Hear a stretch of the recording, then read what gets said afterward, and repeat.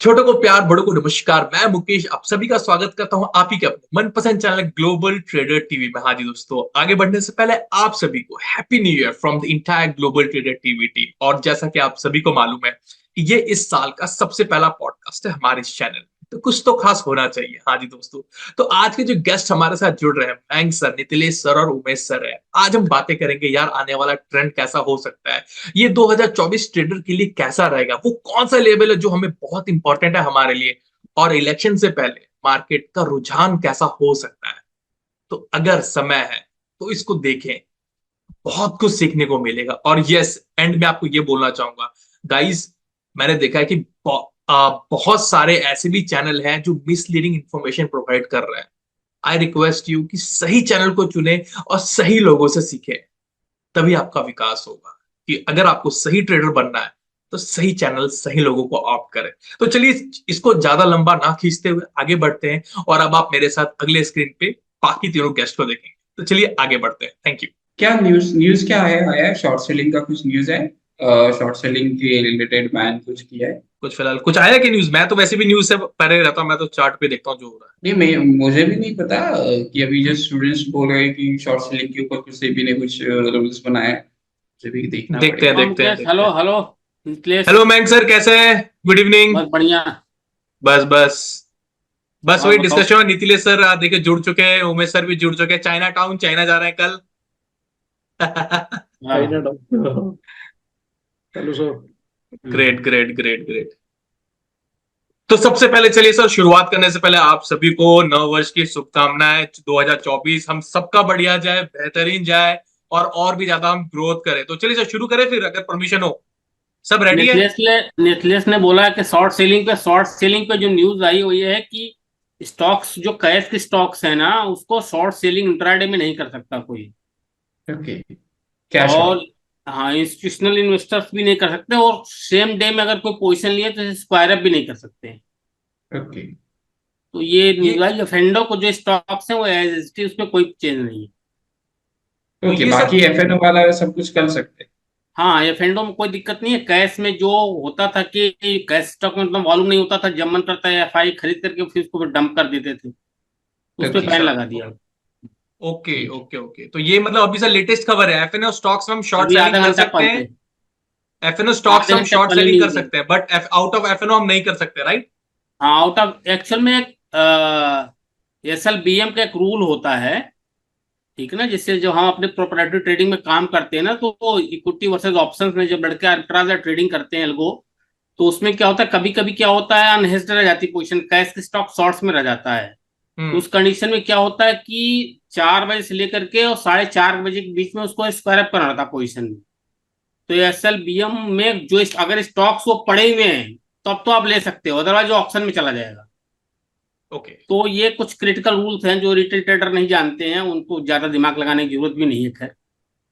तो हम्म। अब वो क्या है कि अब वो इंस्टीट्यूशनल जितने भी हैं, और वो स्टॉक्स को अगर आप खरीदे कैश में, तो आज आप स्क्वायर अप नहीं करोगे, नेक्स्ट डे करोगे स्क्वायर अप। और आज कोई इंट्राडे में भी शॉर्ट सेल नहीं कर सकते स्टॉक कैश में। ओके। मतलब हम्म। आज कोई 9:15 पे आपने बेचा, फिर 3:30 बजे उसको कवर कर लिया, और आपने सोचा कि हम तो इंट्राडे में करके कवर कर लिए, हमारा तो कैश में शॉर्ट सेल होगा नहीं, तो हमारा ऑप्शन में जाएगा नहीं, लेकिन वो मना कर दिया सेबी ने। अच्छा, ये लेटेस्ट खबर है जो आज रिलीज हुआ, राइट सर? अभी 15-20 मिनट पहले आया है। अच्छा अच्छा अच्छा, नहीं मैं थोड़ा बाहर था तो मैं देख ही नहीं पाया। Great great great great great great. तो चलिए सर शुरुआत करते हैं। सर पिछले हफ्ते ना हमने बात किया था ग्रीड पे और फियर पे। तो सर अब 2024 है, पहला हफ्ता है, हमने मार्केट देख लिया एक हफ्ता कैसा रहा। तो शुरुआत करते हैं कि सर, मैंग सर आपसे शुरुआत करते हैं कि आप ये बताओ कि लॉन्ग टर्म होराइजन में मार्केट आपको कैसा दिख रहा है, और छोटे शॉर्ट टर्म पीरियड में ट्रेडर्स को क्या करना चाहिए, कैसे करना चाहिए मार्केट को। अब आप किस तरह से रुझान, क्या किस तरह से आप उसको ऑब्जर्व कर रहे देखो यार, अगर कोई बहुत इकोनॉमिकल या कोई पॉलिटिकल क्राइसिस वर्ल्ड वाइड, या कोई इस तरह से बम धमाका वगैरह या कुछ ऐसा नहीं हुआ यूएस वगैरह में, तो एट एनी कास्ट बाजार 18,800 के नीचे नहीं जाएगी किसी भी सूरत में। हैं? 2029 से पहले मैं बोल दिया हूं, इसको लिख लो, ठीक है। और 2024 जो 2 to 4 जो है ना, ये बेसिकली 2022 वाला जो हिसाब किताब था ना, 21 के लास्ट और 22 वाला हिसाब किताब वैसा रहेगा। एक्चुअल में बाजार में 22 साल से मैं रीड कर रहा हूँ कि ना constant year by year performance सिर्फ 2000 से लेकर के 2007 के बीच में रही है। लगातार 5-6 साल, स्पेशली 2003 से लेकर के 7 तक कंटिन्यूअस रैली रही बाजार में। उसके बाद बाजार में क्या होता है कि ना एवरेज, बाजार बहुत मेच्योर हो गई है अब ना पहले से, तो एवरेज क्या होता है, 20 साल 20% का रिटर्न दे दिया, 20-22% का रिटर्न, तो हर साल 20% को, उससे बाजार को 10 से 11% का अपना CAGR मेंटेन करके चलना है। तो उस कंडीशन में मुझे लगता है कि बाजार का जो टॉप है इस साल, मुझे लगता है कि शायद बाजार करेक्शन आकर के फिर 22,000 तक जाए। इससे ज्यादा मुझे दिखता नहीं है। जो 24,000 25,000 की बातें कर रहे हैं हमेशा करते रहते हैं, इनका काम है, ये PMS वाले हैं, बोलते रहेंगे तो 1 लाख की बातें करेंगे, लेकिन वो 1 लाख भी बाजार जाएगी, लेकिन वो कब जाएगी नोबडी नोज। तो मुझे ऐसा लगता है कि इस डिकेड के लिए यानी 2020 से 2030 के लिए 18,800 18,000 मैक्सिमम साइड में 18,200 is the bottom level okay. 10 साल के लिए। और जब 100 ईयर साइकिल डिप्रेशन की कंप्लीट होगी 2029 में, तो मेजर करेक्शन आएगा। करेक्शन नहीं, फिर वो एक तरीके से बियर मार्केट रैली चालू हो जाएगी। 2028 2029 में होगा जाकर के, अभी नहीं होना है। ओके। और सर तो आपने जो ये ऊपर का जो लेवल है, ऊपर का जो लेवल है हमारे हिसाब से 22,100 सुपर बाजार नहीं जाएगी नीचे। इलेक्शन से पहले बाजार मुझे ऐसा लगता है कि शायद 20,800 तक आ जाए, वहां फिर बाउंस बैक मारे। लेकिन जो इलेक्शन की रैली थी, वो जो अभी रैली हुई इलेक्शन की 18,700 लेकर 22,000 तक, वो आई थिंक वो डिस्काउंटेड। और ये छोड़ो ना, स्टॉक्स देखो कितने हो गए। हम्म। और दूसरी चीज क्या है कि ना, मार्केट में जो एसएमई का जो बबल चला हुआ है ना, एसएमई का बबल ऐसा है कि मतलब वो यूफोरिया 2007 से भी बड़ा है। यानी 10-10 15-15 करोड़ की कंपनी पब्लिक इशू ले एसएमई में लेकर आ रही है, वो 200 300 400,000 टाइम्स सब्सक्राइब हो रही है, पता है। तो 100 रुपए वाला शेयर 400-400 रुपए पे लिस्ट हो रहा है। तो ये हम्म। जो चीज मतलब ना जस्टिफिएबल नहीं होता है, वो उसको बाजार कहीं ना कहीं एडजस्ट करती जरूर है।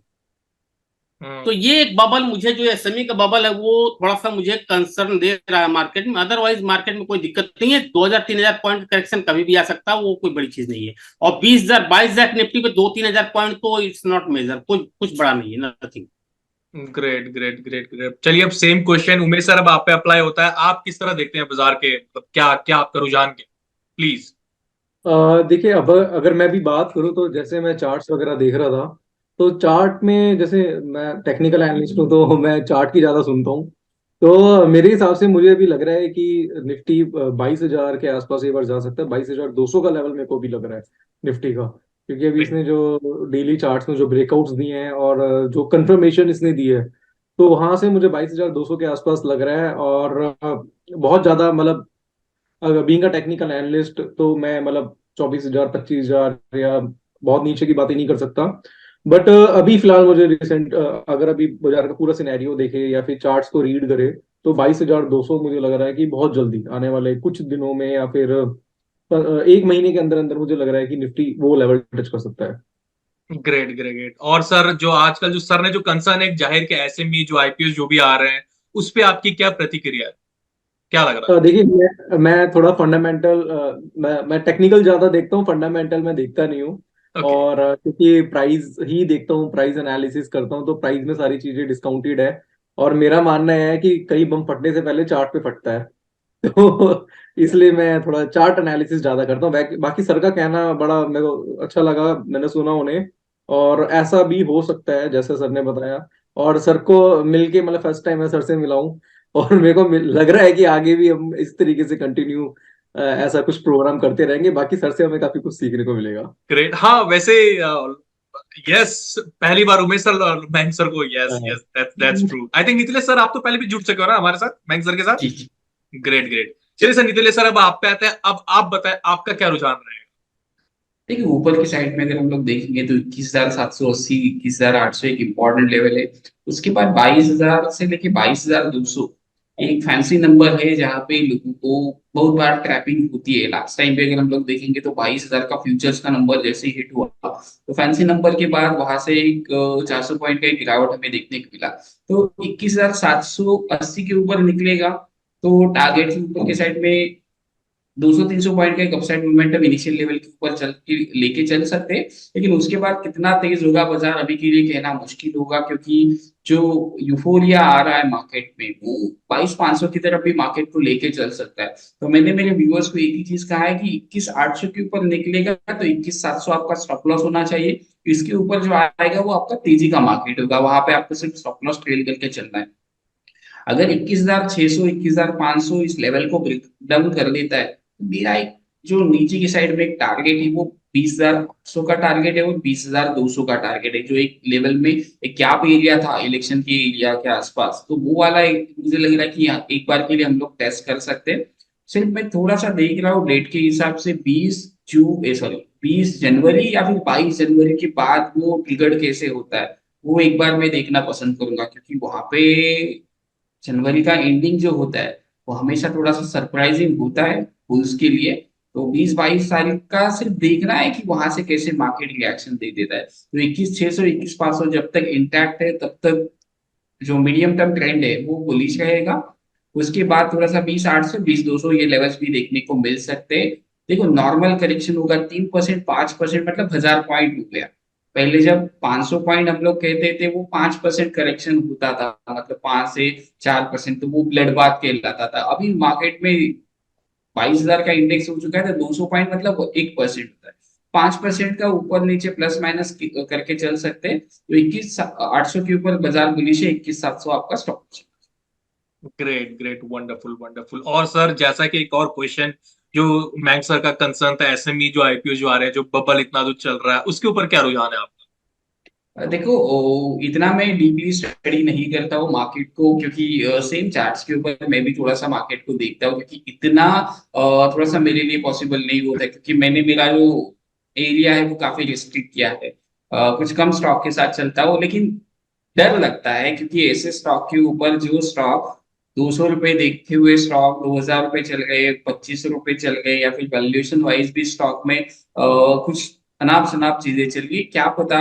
कुछ लोग कहते हैं जो फंडामेंटल एक्सपर्ट है कि अभी भी वैल्यूएशन ठीक है, यहाँ से वो मार्केट ऊपर चल सकता है, लेकिन जिसने जो भाव देखा हुआ है, जैसे कि आज भी शो के ऊपर मैं में था लाइव, जिस टाटा पावर को मैंने 60 रुपए से बढ़ते हुए देखा है, अभी वो 340 का भाव है, वहां पे फ्रेश बाइंग करने का हिम्मत नहीं होता है।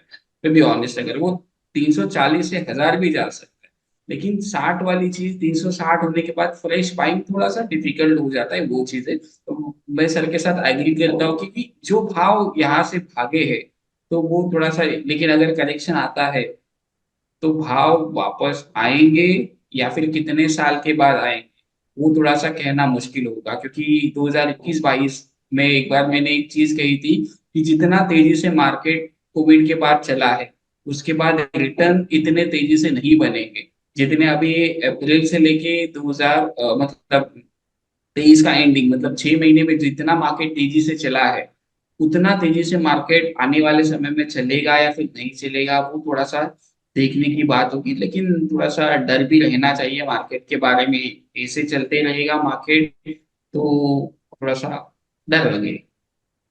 Great great great, wonderful wonderful.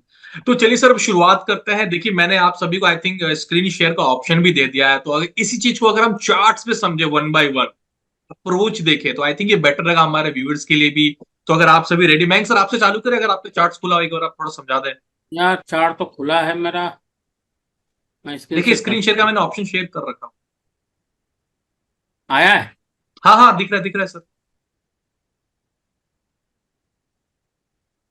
जो मैंने भी सिंपल ट्रेंड लाइन ड्रा किया है वीकली पे 5 ईयर के चार्ट पे। ये जो न्यूक्लियस कर रहे थे ना 22,000 22,100 22,200, वो 100-200 पॉइंट 22,000 के लेवल पे ना लाइन खींचने में चला जाता है, तो वो दिस इज नॉट वीकली, तो ये इंपॉर्टेंट लेवल है।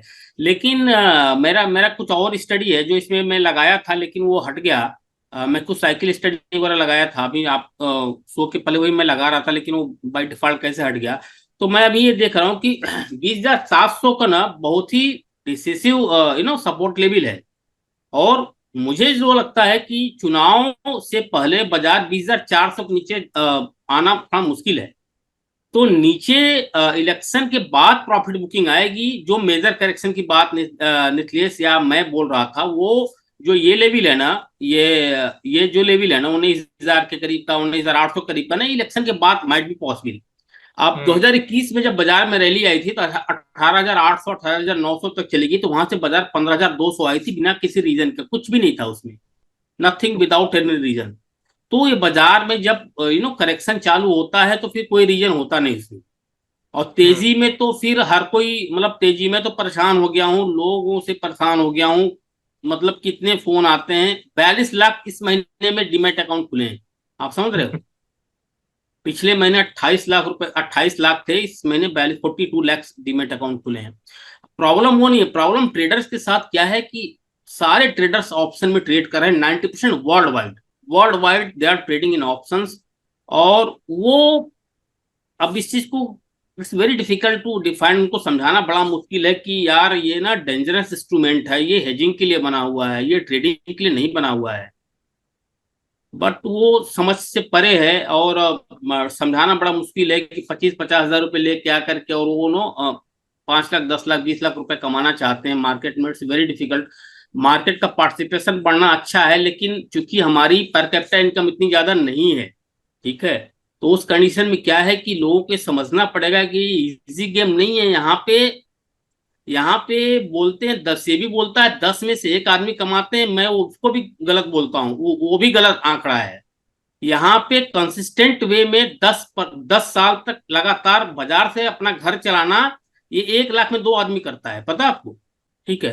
तो ये थोड़ा सा एक डेंजरस साइन है। और उस पे सेबी भी क्या कर सकता है, करना चाहिए जो करना चाहिए। तो मेरा अपना ये ओपिनियन है, मैंने आपको मुकेश जी बता दिया कि 22,200 22,150 जो लोगों ने उमेश और निखिलेश ने जो बताया था, बिल्कुल एग्जैक्ट पॉइंट मैंने यहाँ पे निकाल दे दिया। बाकी और भी इंडिकेटर थे मेरे लिए, मैंने लगाया था लेकिन आया नहीं। तो आप ये मान चलो कि ये मुझे लगता है कि इधर भी फरवरी वरी तक के लिए, फेब तक के लिए ये हाई है, मान के लिए आप। अगर ये तोड़ता तो 200 पॉइंट 250 पॉइंट ऊपर की रैली और दिखती है, उसके बाद रैली दिखती नहीं है। तो लेकिन नीचे के लिए कुशन बहुत ज्यादा है। बट मैं यहाँ पे ये बोलना चाहूंगा, क्योंकि मैं चार्ट्स खोला हूँ और यहाँ पे जो भी खोलते हैं सब अपना जो भी चार्टिस्ट होते हैं बाजार में, वो बेसिकली स्टॉक्स हो या इंडेक्स, उसका चार्ट देके बताते हैं। ऑप्शन प्लेयर जो होते हैं ऑप्शन डेटा देख करके काम करते हैं, अपनी जिस जिस स्ट्रेटजी में काम करते हैं, ठीक है। तो लेकिन ओवरऑल मैं ये बताना चाहूंगा कि बाजार में बाय एंड डिप है एट एनी कॉस्ट। और उसका आप देखो, पैसा बनाने का तरीका बड़ा सिंपल है बाजार में, जितना सिंपल रखोगे ना उतना ही अच्छा रहेगा। अभी भी देखो ना, बुल रन में भी ना कुछ प्राइस वाइज करेक्ट हो जाते हैं स्टॉक। परसों देखो, कल देखो, टीसीएस 2 दिन से लगातार गिरा, बाजार तेज है, कोई न्यूज नहीं, कुछ नहीं है, अपने आप गिर गया वो, ठीक है। अब आप उसमें आधे घंटे का चार्ट, 1 घंटे का चार्ट, या एक दिन का चार्ट, या 10, जो भी आप यूज करते हो आप करो, आज 60 रुपए भाग गया वहां। तो इस तरीके के टॉप क्लास स्टॉक्स ना बुल रन में भी ना नीचे मिलते रहते हैं, महीने में 4 स्टॉक 5 स्टॉक आपको हमेशा मिलेंगे, ऑलवेज। तो इस तरीके से अगर ट्रेडर काम करे तो पैसा बाजार में बनता ही बनता है, कोई रोक नहीं सकता है, कोई रोक नहीं सकता है, पैसा डेफिनेटली बनेगा। देखो मैं फिर ये बोलना चाह रहा हूँ, बाजार में सिर्फ देखो यहाँ पे सभी यंग बैठे हुए हैं, हम तो खैर होल्डर जनरेशन 50 वाले होने वाले हैं, अभी सब यंग लोग बैठे हुए हैं। देखो मैं बता दे रहा हूँ, मैं पहले ही बताया, अभी बता रहा हूँ, बाजार में ना सिर्फ 4 तरीके के लोग पैसा बनाते हैं। मैं 22 साल हो गया मुझे दिल्ली में, ठीक है, और कोई ऐसा स्टॉक ब्रोकर नहीं है जो मुझे जानता नहीं है दिल्ली में, ठीक है। और मेरी खुद की 100 ट्रेडर्स की टीम है, बाकी लोगों को बहुत टीम है, जिस ब्रोकर के साथ एसोसिएट हूँ 1200 ट्रेडर काम करते हैं, ठीक है। बाजार में ऑप्शंस में पैसा कौन बनाता है पता है? पैसा बनाने का मतलब ये नहीं कि आज तुम 5 लाख 10 लाख 20 लाख 50 लाख 1 करोड़ कमा लिए, फिर 3 दिन बाद वो चला गया। This is not actually real trading money, ठीक है। ट्रेडिंग मनी वो होती है जो कंसिस्टेंट बेसिस पे आपको पैसा, झटके आपको लगते रहेंगे, वो हर बिजनेस में लगता है। कोई भी धंधा करो, हर बिजनेस में पैसा लगता है। लोग बोलते हैं शेयर बाजार में डूबने, ऐसे कौन सा धंधा है जिसमें पैसा नहीं लगता है? सब में लॉस होता है, सब में नुकसान होता है। सिस्टमेटिक ढंग से काम करिए तो इससे अच्छी कोई चीज नहीं है। कुछ लगना नहीं है आपका, सिर्फ दिमाग लगना है बस। जब मैं बाजार में आया था 7,000 रुपए लेके आया था, 30 लाख रुपए सैलरी बढ़ता हूँ महीने का।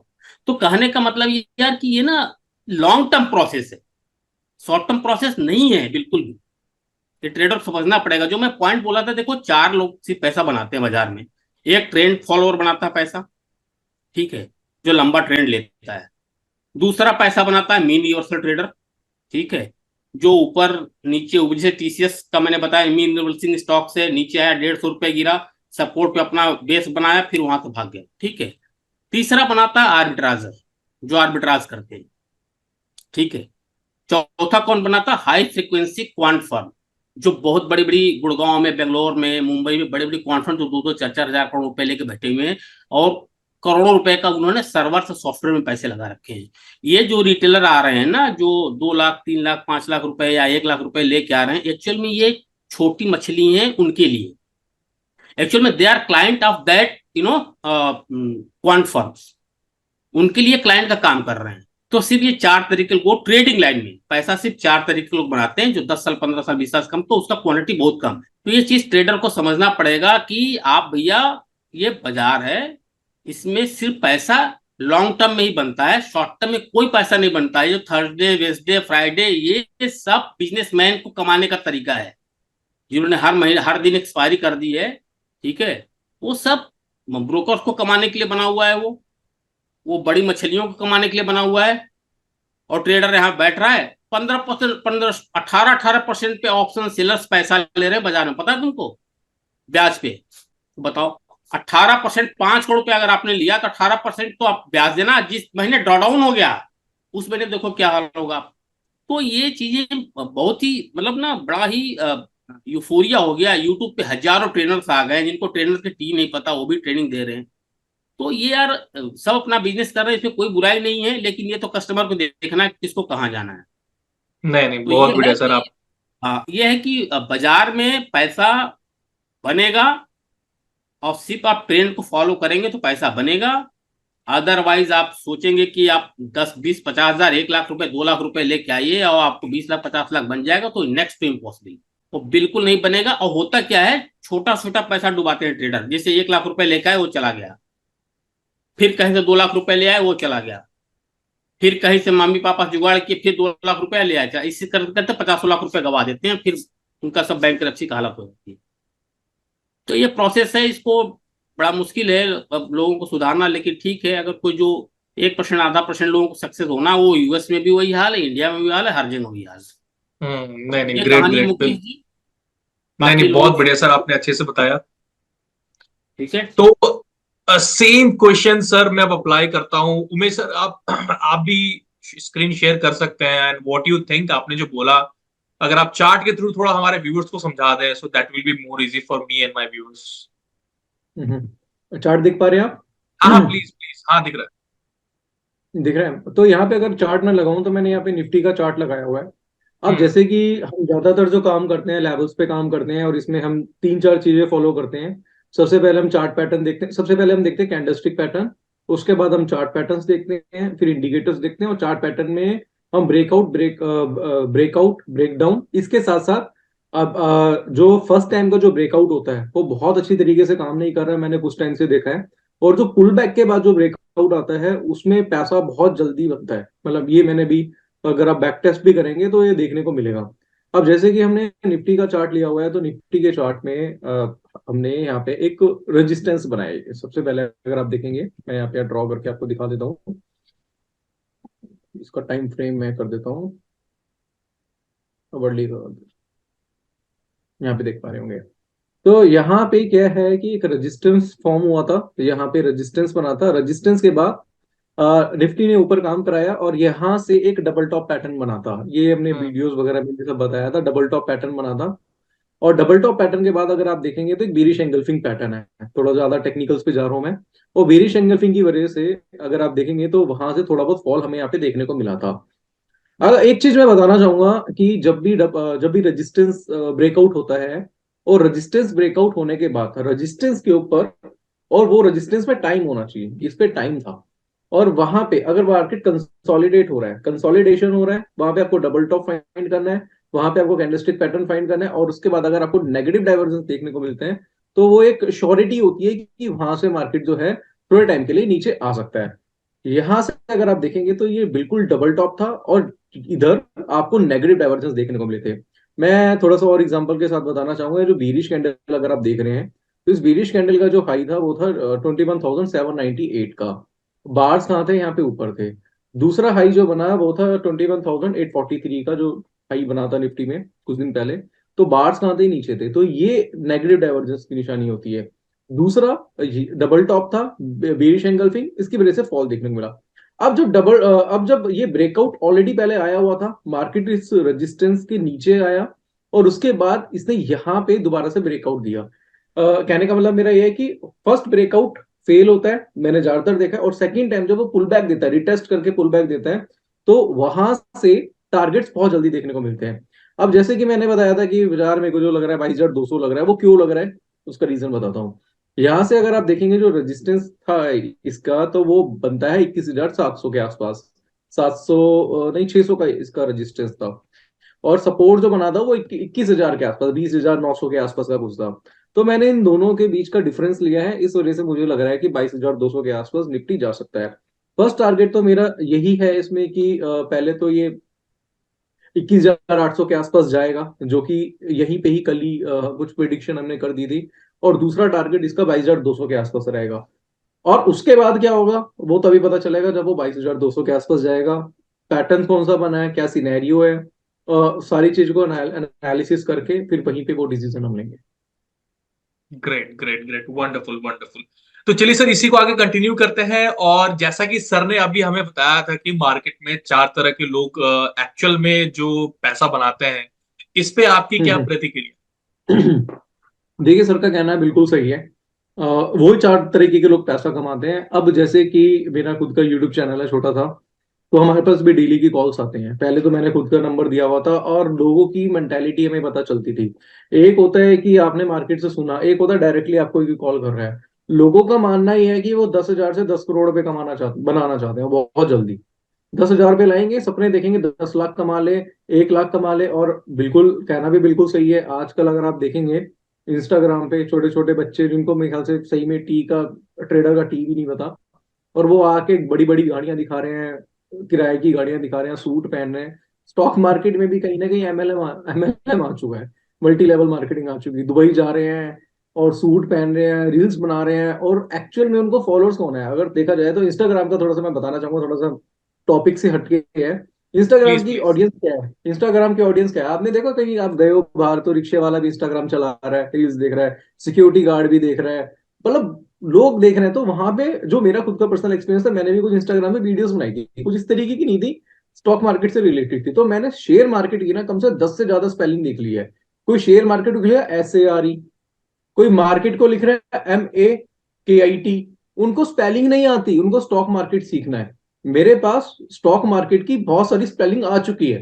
तो मैंने देखा कि जो लोग अनएजुकेटेड हैं वो ज्यादा लोग रील्स देख रहे हैं। तो इसमें हम्म 90%, 95% जनता वो है इंस्टाग्राम की जो ऐसी है, मतलब ऐसा तो नहीं बोलेंगे बट Tier 2 Tier 3 की है। उनको ज्यादा नॉलेज नहीं है। वो ना देखती है कि यार इस बंदे ने अचीव कर लिया है तो मैं भी अचीव कर लूंगा। फिर एक दो चैनल्स हैं ऐसे जो स्टोरीज वगैरह डालते हैं कि रिक्शे वाला बना करोड़पति ट्रेडर, आप समझ रहे हैं? ठीक है, उनसे कुछ नहीं मांगा जाता, उनका P&L वगैरह कुछ नहीं लिया जाता। मैं पहले सब्जी बेचता था, फिर सब्जी बेच के मैंने 10 रुपए कम 20 रुपए कमाए, फिर मैंने स्टॉक मार्केट में आया और मैं आज करोड़पति हूँ। इस तरीके के लोग बात करते हैं तो लोग ना कहीं कनेक्ट हो जाते हैं। हाँ यार, ये बंदा बिल्कुल सही बोल रहा है, ये भी मेरी तरह ही है। और इस वजह से लोग क्या करते हैं, 10,000 20,000 रुपए लेके मार्केट में आते हैं और ऑप्शन में सट्टे मारने स्टार्ट कर देते हैं। उन्हें ऑप्शन का कुछ नहीं पता होता। मेरे पास कॉल्स आती हैं, सर 20,000 10,000 रुपए लेके मार्केट में क्या ऑप्शन में ट्रेड किया जा सकता है? मैंने कहा भाई 10,000 में कहाँ काम होता है? ढंग से अगर ऑप्शंस करोगे ना तो आपको 20 लाख रुपए चाहिए कम से कम। अगर ऑप्शन सेलिंग भी कर रहे हैं, उसको हेज भी कर रहे हैं प्रॉपर तरीके से, आपकी पोजीशन अगर फंस रही है, तो कह रहे सर 20 लाख रुपए, हमें तो बताया गया कि 10,000 20,000 में काम कर सकते हैं। मुझे क्या करना है? मैं तो OTM की कॉल खरीदूंगा, बाजार एकदम से निकलेगा एक्सपायरी वाले डे पे और मैं कमा लूंगा।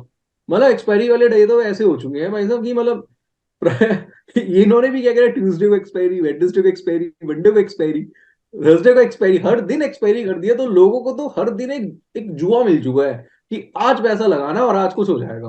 ठीक है, हम्म तो ये मेंटालिटी बहुत ज्यादा गलत है। और ऑप्शंस में जिस तरीके से लोग आ रहे हैं, थोड़ा थोड़ा पैसा करके वो एकदम गवाते हैं, फिर कहीं ना कहीं से ये लोन। उमेश उमेश मैं भूल जाऊंगा। ये है ना, ये जानते हो क्या है, मैं एक दिन कोरिलेट कर रहा था, मैं तो बैठे बैठे देखते रहता हूँ।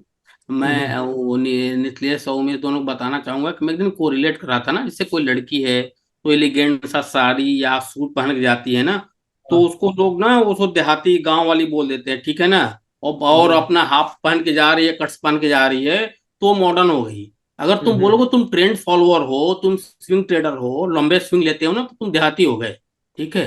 ये हिसाब किताब हो गया है। अगर ऑप्शन ट्रेडर हो, oh you are fancy, you are hotelier, hmm. ठीक है, ये वो कहानी हो अब गई है भाई। प्रोफाइल में लिख देते हैं अपनी ऑप्शन ट्रेडर। तो और इट्स वेरी ऑप्शंस। डिफिकल्ट। और मेरे को तो मतलब चलो ठीक है, ये तो गिमिक है, बाजार में कुछ दिन तक रहेगा फिर शांत हो जाएगा। बट मुझे सेबी पे बड़ा आश्चर्य लगता है कि सेबी एक तरफ तो रिस्ट्रिक्शंस कर रही है और दुनिया भर के टर्मिनल पे शो होना चाहिए कि 9 में 10 में से 9 ट्रेडर ऑप्शंस फ्यूचर्स में लॉस करते हैं। दूसरी तरफ आप हर दिन एक्सपायरी कर दिए यार पैसे कमाने के लिए। आप हिपोक्रेसी देखो ना सेबी का, इस पे कौन बोलने राइट। जाए। राइट, ये चीजें हाँ, मार्जिन्स बढ़ा आप दिए। एक तरफ बोल रहे हो कि मतलब ब्रोकर्स को आप प्रेशर बना रहे हो कि टर्मिनल पे लिख के आना चाहिए कि 10 में से 9 ट्रेडर्स डेरिवेटिव में लॉस करते हैं। 9 नहीं करते हैं, मैं तो बोल रहा हूँ 1 लाख में 9,99,000 नुकसान करते हैं, मैं तो गारंटी बोलता हूँ, ठीक है। हम्म। और आप हर दिन एक्सपायरी लेके आ गए यार, ईच डे एक्सपायरी। हम्म। हम्म। मतलब जो माला माल है उसको और माला माल बना रहे हो। जैसे मैंने बताया ना कि छोटी, ये सब छोटी मछलियां, बड़ी एचएफटी फर्म जो है ना, जो गुड़गांव हम्म। में, दिल्ली में, नोएडा में या बेंगलोर में, मुंबई में है, वो बड़ी एचएफटी फर्म की ये सब क्लाइंट हैं एक्चुअली। हम्म। ऐसा लाखों लाखों सर्वर लगा रखे हैं, आपको पता है, 4-4 करोड़ 3-3 करोड़ रुपए प्रोग्रामर को सेल ही दे रहे हैं वो। मैं तो विजिट करते रहता हूँ, मैं देखता हूँ ना। तो ये इनकी इनकी छोटी मछलियां, बट सेबी क्या कर रहा है, वेरी डिफिकल्ट, कि हर दिन एक्सपायरी ब्रोकरेज के चक्कर में। अब क्या कर सकते हैं उसके लिए भाई, कुछ नहीं कर सकते। तो ट्रेंड फॉलोइंग की बात है, स्विंग ट्रेडिंग की बात, अरे सर इसमें तो बहुत पैसा लगता है, हम तो 5 लाख लगाएंगे तो 5 शेयर ही ले पाएंगे। अरे यार तू 5 शेयर लेगा, उससे ही कम से कम 50,000 कमा लेगा, वो 5 लाख रुपए 5 दिन में डूब जाएगा, उसके बारे में सोचता नहीं आदमी। हम्म। हम्म। प्रॉब्लम ही है। तो सर अभी कहीं ना एक कहीं। अभी एक ट्रेडर है, तुम शायद तुम जानते नहीं हो, बंगलोर का मेरा फॉलोअर ही है वो। मेरे को नहीं पता था, उसने मेरे को कहीं से मैसेज किया। वो सिर्फ मेरे वीडियोस देख के ट्रेंड फॉलोइंग से चार, सिर्फ कैश मार्केट में तुम इमेजिन नहीं करोगे, 4 लाख से 44 लाख रुपए बनाए हैं। सिर्फ मीन रिवर्सल ट्रेडिंग करके सिर्फ 15 स्टॉक्स में। जैसे निखिलेश ने या किसी ने, उमेश ने बोला कि मैं सिर्फ सेलेक्टिव स्टॉक में काम करता हूँ, मेरे सारे मिथिलेश। वीडियो देखो, मैं वही बोलता हूँ कि ऑलवेज प्ले। आप ना बिहेवियर साइंस को समझने की कोशिश करो। ये चार्ट स्टडी, मैंने यार ऐसी कोई स्टडी नहीं है जो मैंने न की हो, गैन हो, इलियट हो। तुम तो मेरे घर आए, मेरी लाइब्रेरी देखो, कम से कम साला 10 लाख रुपए की मेरे पास किताबें पड़ी होंगी, ठीक है, 20 साल से ही करता हूं मैं। और लेकिन मैंने एक चीज एनालिसिस किया कि यार जो पर्सनल शेयर की चार्ट की जो पर्सनल बिहेवियर है ना, उसको ऑब्जर्व करना बहुत जरूरी होता है। आप कुछ भी लाइन खींच लो, कुछ भी ट्रेंड लाइन खींच लो, एक स्टॉक्स का जो बिहेवियर है ना, वो जो कॉन्फिडेंस देता है वो कोई नहीं दे। ट्रू। तो अगर आप रियल में ट्रेडर बनना है और रियल वास्तव में मिलियन, देखो यार हम लोग अभी तो तुम बहुत यंग हो, उमेश और Nikhilesh, you are very young guy. और मैं सबको बोलता हूँ यार, हम लोगों के समय में तो ना यूट्यूब था, ना किताबें थी, सब मतलब सीखते सीखते सीखा, तो समय बहुत चला गया। Are you getting my point. But अभी जो यंग है उनको समझने की कोशिश करो कि यार ट्रेंड फॉलोइंग में जितना पैसा है ना, आप आप मल्टी बैगर से उतना पैसा नहीं बना सकते जितना ट्रेंड फॉलोइंग से पैसा बना सकते हैं। हम्म। 10 साल में एक बार आपको नुकसान होगा, हो सकता है 15-20% पोर्टफोलियो आपका खत्म हो जाए 10 साल में एक बार। अदरवाइज आप सिर्फ 6 महीने ट्रेड करिए, सिर्फ 6 महीने ट्रेड करिए, आपका 100-150% की रिटर्न आएगी। बस जरूरत है पेशेंस की, जरूरत है ट्रेंड पकड़ने का, ट्रेंड फॉलोइंग में जाने की। बट ये करता कौन है यार, बहुत कम, रेयरेस्ट ऑफ द रेयर लोग इस तरह से काम करते हैं, ठीक है। 99.9% लोग ऑप्शन में लगे हुए हैं। अब मुझे पता है, और लोग पता है अब ना, और तो छोड़ो, चलो अपने, मेरा अपना पैसा है, किसी और का अपना पैसा, वो डूब गया कोई बात नहीं। लोग 18-18% ब्याज पे 10-10 करोड़, 15-15 करोड़, 20-20 करोड़ लेकर के ट्रेड कर रहे हैं। 1-1 करोड़, मैं तो 5-7 ऐसे लोग जानता हूं जो 1-1 करोड़ का इनका पैकेज था सैलरी का, वो छोड़ करके ये ऑप्शन में सट्टे मार रहे हैं बैठकर। अब कौन समझाने जाए उनको, कौन बोलने जाए, क्योंकि अब किसी को क्या बोलना क्या समझाना, ठीक है, सबका अपना अपना फोर्टे अपना कर रहा है। तो उसके लिए नहीं नहीं। इट्स वेरी डिफिकल्ट टू से कि ना, देखो पैसा यार प्रोसेस से बनता है, ठीक है। और ना, पंप और डम से पैसा सिर्फ 2 लोग कमाते हैं, एक इंटरटेनर, एक स्पोर्ट्समैन, ठीक है। वर्ल्ड कप हार गए इंडिया, रोते हुए चले गए। जीत गए होते सब 50-50 करोड़ के आदमी हो गए होते। रोहित शर्मा, विराट कोहली तो 100-100 करोड़ के आदमी हो गए थे 2 दिन के अंदर। ठीक है। और फिल्म हिट हो गई डम्पी टम्पी, तो शाहरुख खान बन गए हीरो। ठीक है। तो वो सिर्फ दो ही फील्ड ऐसा है कि स्पोर्ट्स और एक एंटरटेनमेंट, जहां पे टम्प टम्प से पैसा बनता है। बाकी ऐसी कोई इंडस्ट्री नहीं है जहां बिना प्रोसेस का पैसा बनता हो। हम्म। तो प्रोसेस सबको अडॉप्ट करना पड़ेगा। एक दिन में पैसा भैया किसी का नहीं बनता है बाजार में। ठीक है। अगर ऐसे बनने लगे ना, तो जिस ब्रोकर के साथ मैं जुड़ा हूँ, तीसरी पीढ़ी है उसकी। ठीक है। 1000-1200 करोड़ मैनेज करता है। बोलता महंगी, अगर सब काट कूट के ना मुझे 15 से 18% बढ़ जाए ना, I am the happiest person in the world. ठीक है सर। तो ये कहने की बातें अलग है और करने की बातें अलग है। मेरा अपना मानना है कि भैया बाजार में अगर पैसा बनाना, तो ट्रेंड फॉलोइंग से अच्छी कोई चीज नहीं है। ग्रेट ग्रेट, नहीं नहीं सर, बिल्कुल बिल्कुल। और अगर आप जैसे मेंटर रहेंगे तो डेफिनेटली जो हम जैसे जो इलिटरेट लोग हैं, बस उनको चाहिए मार्गदर्शन, और आप जैसे लोगों को चाहिए कि आप फ्रंट फुट पे आए और अब आप हमें सिखाएं। तो चलिए सर, इस कन्वर्सेशन को आगे रखते हैं। नीतिले सर, अब आपकी बारी है। शेयर परमिशन आपको दे दिया गया है। अगर आप फटाफट क्विकली एक बार चार्ट्स पे दिखा दें, आपने जो कहा था क्या स्टडी था, किस बेस पे। ठीक है, मेरा स्क्रीन शेयर होगा। हाँ सर।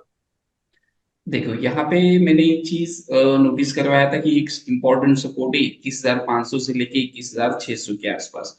तो अभी इम्पोर्टेंट सपोर्ट क्यों है? देखो 20 दिसंबर के आसपास एक मार्केट ने जो एक पैनिक लो लगाया था, और उसका जो हाई है वो एक बियर का अटैक था। और जब भी इस हाईज के ऊपर मार्केट ट्रेड करेगा, तो अल्टीमेटली ये जो सपोर्ट है, रेजिस्टेंस था, वो सपोर्ट पे क्या हो जाएगा, कन्वर्ट हो जाएगा।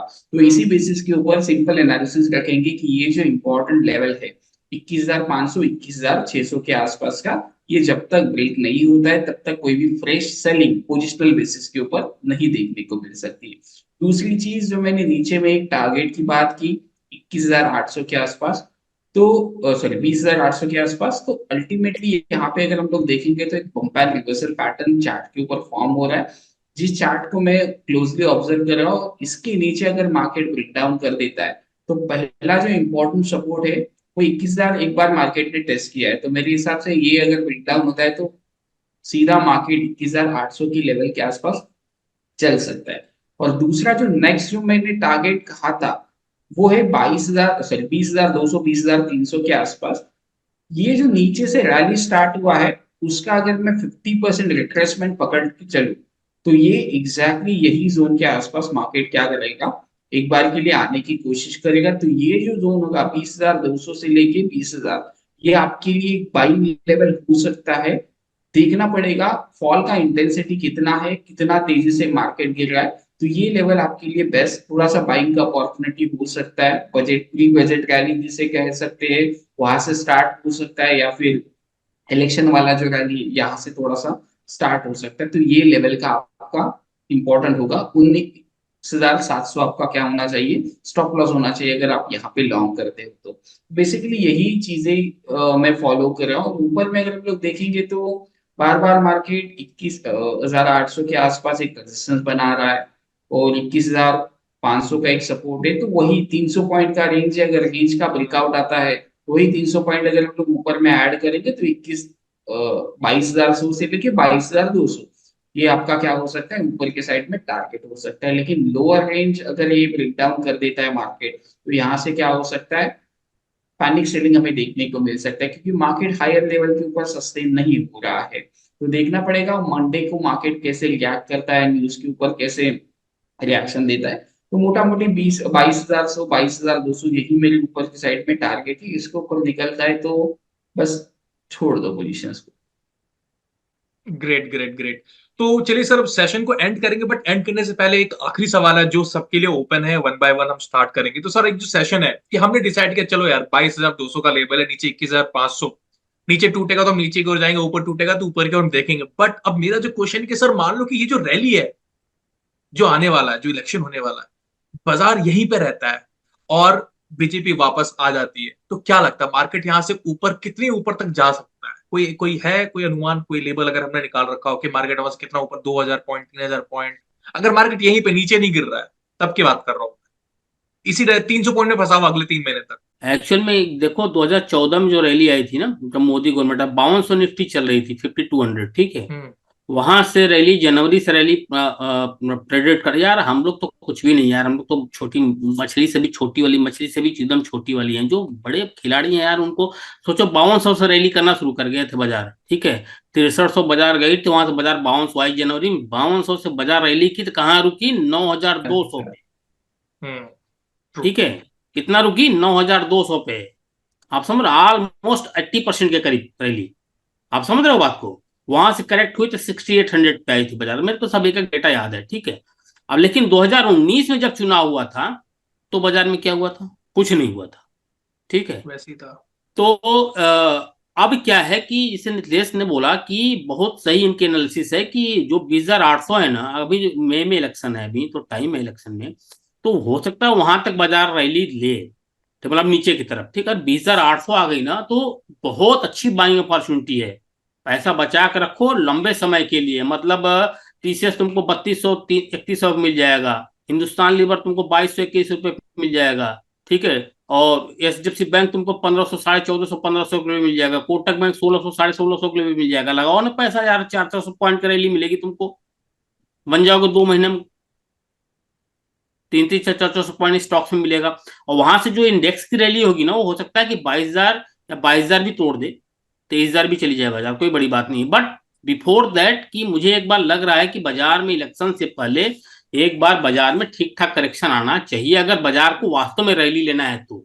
ये मेरा अपना एक परसेप्शन है। चार्ट्स तो यार क्या है ना, डेली बनते हैं। अगर ये बाजार यहीं पे खड़ी है, जो अभी निखिलेश ने जो चार्ट दिखाया या उमेश ने जो दिखाया या मैंने जो दिखाया, बाजार अगर 800 850 900 पे अगर ये 15 दिन और चल गई, तो समझ लो स्टेज 3 बना लिया, फिर वहां से ऊपर जाना बहुत बहुत मुश्किल हो जाएगा, ठीक है ना। कि कंटिन्यूअस रेजिस्टेंस बना लिया ना, वो स्टेज 3 बना रहा है, ठीक है।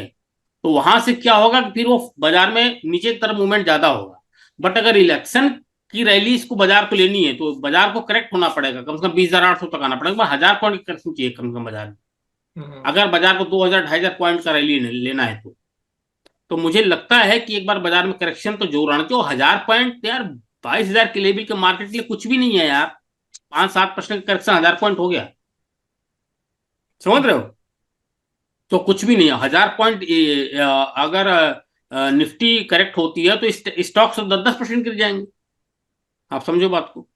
तो मुझे लग रहा है कि एक बार बाजार में करेक्शन आना चाहिए, और आने के बाद जो है वो 21,800 900 पे आता है या 22,200 पे आता है, वो देखने वाली बात है। 100-200 पॉइंट तो ट्रेड करना बड़ा मुश्किल है। वो तो फिर जो डेली चार्ट्स करता है, डेली ट्रेड करता है, वही फिर वो उसी हिसाब से अपना वो परमिटेशन कमीशन बनाता है। बट एज ए कमेंट्री के पॉइंट ऑफ व्यू से तो ओवरऑल यही लग रहा है। Great great great. चलिए नितिन सर, अब आप बताएं, आपको क्या लग रहा है, कैसे, मतलब ये सेम व्यू आपका भी है कि आपका कुछ अलग परसेप्शन है? नहीं, यही व्यू मैंने थोड़ी देर पहले डिस्कस किया था कि इलेक्शन से पहले अगर यहाँ पे आता है तो प्री इलेक्शन होगा, या फिर प्री बजट रैली जिसको कहते हैं, तो वो रैली यहाँ से स्टार्ट हो सकता है। देखो मार्केट में एक चीज मैंने सीखा है कि ये कुछ चीजें नहीं कह सकते कि कितना भागेगा।